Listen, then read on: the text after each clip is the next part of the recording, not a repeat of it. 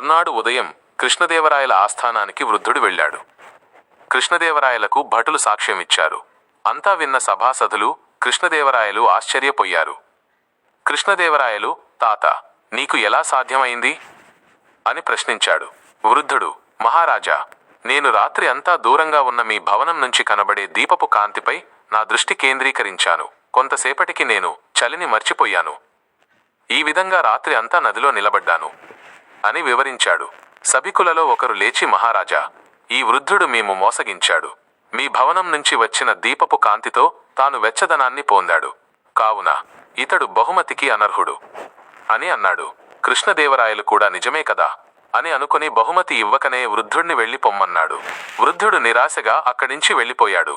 ఇదంతా గమనించిన తెనాలి రామకృష్ణకు గుండె తరుకుపోయింది. ఎలాగైనా సభికులకు మహారాజుకు కనువిప్పు కలిగించాలి అని అనుకున్నాడు. రామకృష్ణ తన ఆసనం నుండి లేచి నిలబడి సభికులకు మహారాజుకు నమస్కరిస్తూ, మహారాజా, నేను రేపు నా ఇంట సహపంక్తి భోజనాలు ఏర్పాటు చేశాను. అందరూ ఆహ్వానితులే. సరదాగా అందరూ కలుసుకుని చాలా రోజులు అయింది కదా అని వినయంగా అన్నాడు. కృష్ణదేవరాయలు, సభికులు సరేనన్నారు. మరుసటి రోజు కృష్ణదేవరాయలు, సభికులు తెనాలి రామకృష్ణ ఇంటికి భోజనం వేళకు వెళ్లారు. రామకృష్ణ ఎదురు వచ్చి అందరిని ఆహ్వానించాడు. అందరికి కాళ్ళు కడుగుకోడానికి నీళ్లిచ్చాడు. అందరిని ముందు గదిలో కూర్చోబెట్టాడు. రామకృష్ణ, కొంత సమయం పడుతుంది. అన్ని పదార్థాలు వండడం అయిపోయింది. ఒక అన్నం వండడమే మిగిలింది. అది అయిపోగానే అందరికీ భోజనాలు వడ్డించేస్తాను అని అక్కడి నుండి వంటింటి వైపు పరిగెట్టాడు. ఎంతసేపటికి రామకృష్ణ తిరిగి రాలేదు. రాజుగారికి, సభికులకు ఆకలి విపరీతంగా వేస్తోంది. చూసి చూసి వాళ్లు కూడా రామకృష్ణ వెళ్లిన వైపుకు వెళ్లారు. రామకృష్ణ వంటింట్లో పైదూలానికి ఒక మట్టి కుండను కట్టి క్రింద నేల మీద మంట పెట్టాడు. కృష్ణదేవరాయలు, రామకృష్ణ, ఏమి చేస్తున్నావు అని ప్రశ్నించాడు.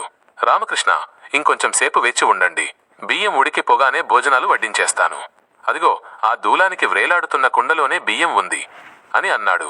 కృష్ణదేవరాయలకు విపరీతమైన కోపం వచ్చింది. రామకృష్ణ అని గట్టిగా అరిచి, ఏమనుకుంటున్నావు?